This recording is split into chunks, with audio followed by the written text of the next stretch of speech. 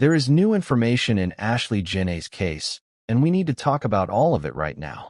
If you have been following this from the beginning, stay with me because this update changes things in a major way.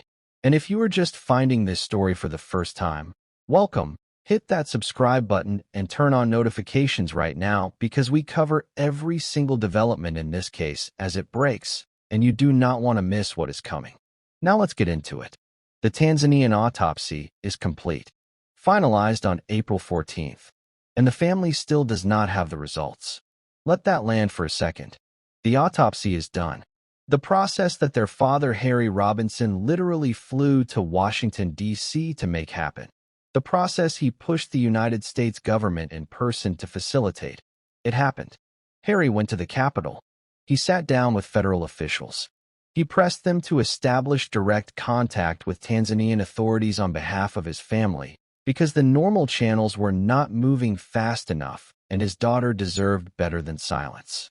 That effort paid off in the sense that contact was made. The family was informed the autopsy was finalized.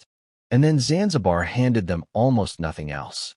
The actual findings, the results, the document that contains the truth about what happened to Ashlee's body, have not been given to the family. All they were told is that the investigation remains ongoing. That is the full update. That is what a father got after flying across the country to fight for answers about his own daughter. Done. Still waiting. Investigation ongoing. No further details. Think about what that actually means for a family that has been living inside this nightmare since April. Every day without answers is another day of not knowing. Another day of grief sitting on top of uncertainty, sitting on top of the specific, exhausting pain of knowing that somewhere, in an office in Zanzibar, there is a document that could tell them what happened to their daughter, and that document has not been handed over. They are not asking for speculation. They are not asking for theories. They are asking for the results of an autopsy that their government helped push to completion. And Zanzibar is still making them wait. And here is where the story takes a turn that nobody following this case should look away from. While the family waits on those official results, a local Tanzanian outlet obtained records from the medical facility where Ashlee was taken after she was found unresponsive in that villa. Those records listed her immediate cause of death as cerebral hypoxia due to strangulation and suffocation. Not a self-inflicted cause of death in the way the original narrative implied. Not something that fits cleanly into the version of events that was packaged up and closed in 24 hours. Cerebral hypoxia due to strangulation and suffocation is a cause of death that demands a full, transparent, and honest account of what happened inside that room. Those findings have not been independently verified, and the official autopsy results have not been publicly released. But those records were obtained. They exist, and they point in a direction that is completely at odds with what was convenient for certain people in this story from the very beginning. Cerebral hypoxia due to strangulation and suffocation. Say that slowly. Understand what that means. Because the family has understood it. It is a significant part of why they are not stepping back, not going quiet, not accepting the version of events that Zanzibar tried to hand them. Those words are why Harry Robinson is still fighting. They are why this family is considering getting on a plane to Tanzania to sit in front of officials face to face. Because those words demand answers that have not been provided. Now let us get into what the independent autopsy situation looks like. Because the family did not stop at waiting for Zanzibar. They took action on their own. They arranged an independent autopsy on American soil once Ashlee's body was returned to New Jersey. Those results are still pending. And what happens when those results come back?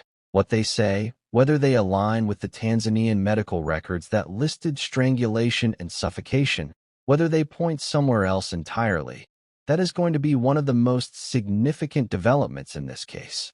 Because if an independent American autopsy produces findings that contradict the original narrative, the family will have a document in their hands that they can take to Congress, to the media, to every platform, and every advocate who has been amplifying this story. That document becomes the foundation of everything that comes next. The independent results are coming.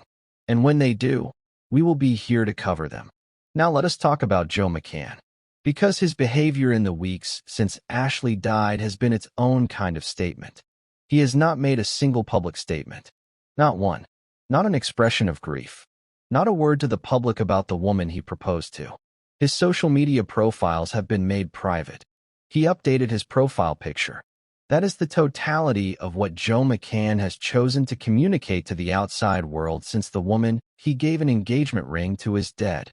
A man with a public professional identity, with resources, with reach, and he has gone completely dark. That is a choice. People make choices in difficult moments, and those choices reveal things. Grief looks different for different people. But silence in the middle of an active investigation into the death of your fiancé. Silence when her family is publicly saying they have not heard from you. Silence when the world is watching. Silence when the woman who trusted you is gone and her parents are flying to Washington, D.C., trying to get answers. That kind of silence is not just grief. That is a wall. And walls get built when there is something on the other side that needs to stay hidden. The family's experience with Joe after Ashlee died is one of the most disturbing threads in this entire story. When something went wrong that night, Joe McCann called the family to let them know Ashlee was in the hospital. But he did not call them right away. He called them 11 hours after she had been hospitalized. 11 hours. Her mother Yolanda spoke directly with him. She asked him when it happened. She asked him where it happened. He told her the incident had occurred 11 hours before he was reaching out. 11 hours passed between Ashlee being found unresponsive and her fiancé picking up the phone to call her family. 11 hours during which her parents were on the other side of the world, not knowing their daughter was fighting for her life. And then the communication from Joe stopped. Whatever limited contact existed in that initial window dried up completely. The next call the family received about their daughter did not come from the man who had proposed to her days earlier. It came from the hotel. The hotel called to tell Harry Robinson and Yolanda Andres that their daughter was gone. Not her fiancé. Not the man who should have been the first person to make that call. The hotel. Harry Robinson put it plainly, and he deserves to be heard on this. He said the fiancé did not reach out to them at all after that. He said it is devastating when your daughter is halfway around the world and you just want to know where she is, who she is with, and that she is okay. He said just give us something. That is a father asking for the most basic human decency from the man his daughter loved. And Joe McCann has given them almost nothing. Now his social media is private.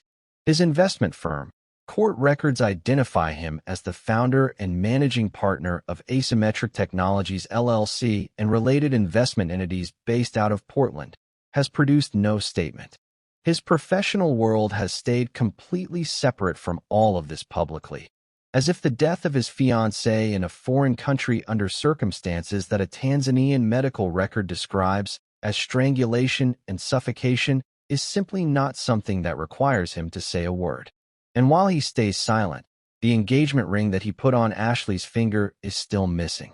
Her body came home to New Jersey. Her remains were returned to her family.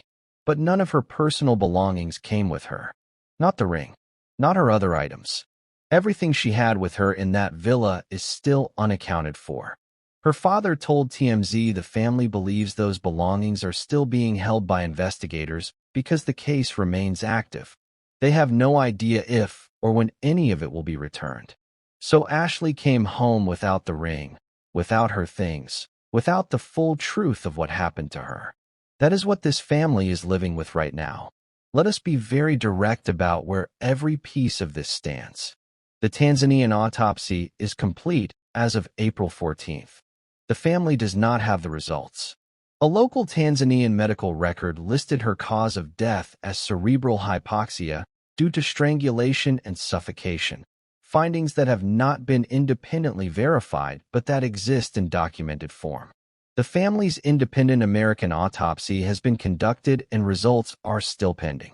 The surveillance footage from the Zuri Zanzibar resort, the footage that would show exactly what happened in the window between Joe being relocated and Ashlee being found, has not been released, and the family is still actively requesting it. Joe McCann's passport was held pending autopsy results. The autopsy is done. which means the question of what happens to his passport is about to be answered. And that answer is going to say everything about whether this was a real investigation or the appearance of one. Because here is the thing about holding someone's passport during an investigation. It is a meaningful act. It signals that authorities believe there is reason to keep that person accessible, to keep them within reach while the process plays out. Joe McCann's passport was held. The investigation was ongoing. The autopsy, which was the stated reason for holding it, is now complete.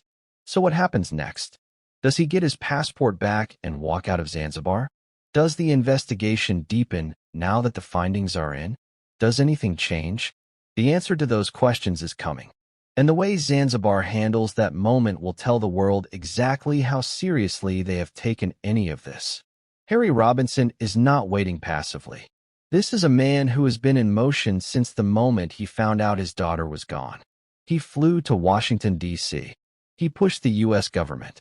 He made contact happen when it was not happening on its own. And now he and his family are considering traveling to Tanzania in person, getting on a plane to the island where Ashlee died, and sitting across from Tanzanian officials to demand answers directly. That is not a man who is stepping back. That is a father who has tried every channel available to him and is prepared to physically show up in the place where his daughter took her last breath if that is what it takes. The GoFundMe created for Ashlee's family has raised nearly $64,000, surpassing its original goal of $50,000.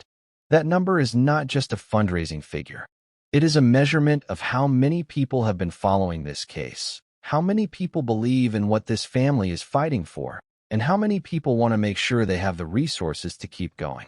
$64,000 raised by a community that has refused to look away. If you have not supported it yet, the information is available, and it goes directly toward helping this family pursue the truth. A funeral service is being planned in New Jersey. The family is preparing to say goodbye to Ashlee Jenae in the way she deserved, surrounded by her people, in her home state, with a community behind her that has been loud and relentless since the day this story broke. And while that happens, while they grieve and hold each other and try to find some piece of peace in all of this, the investigation has to keep moving. The pressure has to keep building, because grief and accountability are not mutually exclusive. You can bury your daughter and still demand justice for her at the same time. And this family has made clear they intend to do both. The independent autopsy results will come. When they do, they will either confirm what that Tanzanian medical record already suggested, or they will produce something new. Either way, those findings will matter. The official Tanzanian results need to be released to the family. Not eventually, not when Zanzibar feels comfortable, but now. The surveillance footage needs to surface. The engagement ring and Ashlee's belongings need to be returned to the people who loved her. And Joe McCann, the man who has gone silent, who waited 11 hours to call her family, who has not said a public word since she died, needs to be held to the standard that every person connected to an active investigation like this one deserves to be held to. Transparently, publicly, without the buffer that money and silence have been providing him. Ashlee Jenae Robinson was 31 years old. She was celebrating her birthday. She had just been proposed to by a man she believed in. She had 145,000 people following her life because she was someone worth watching, warm, vibrant, full of the kind of energy that pulls people in. Her father called her a beacon of light. Her mother said nothing about this makes sense. They are both right. She was a beacon, and nothing about this makes sense. Not the rushed ruling, not the 11 hours of silence, not the missing ring, not the medical record that says strangulation and suffocation while the official story reached for something else. None of it makes sense. But the truth is still out there. It is in those autopsy results. It is in that surveillance footage. It is in whatever Joe McCann has chosen not to say. And it is going to come out. Because this family is not stopping. Because the people following this case are not stopping. And because Ashlee Jenae Robinson deserves every single answer that has been kept from her since the night she was found in that villa. Her name is Ashlee Jenae Robinson. Say it. Remember it. and subscribe and turn on notifications so you never miss a single update on this case. We are not going anywhere until the truth comes out.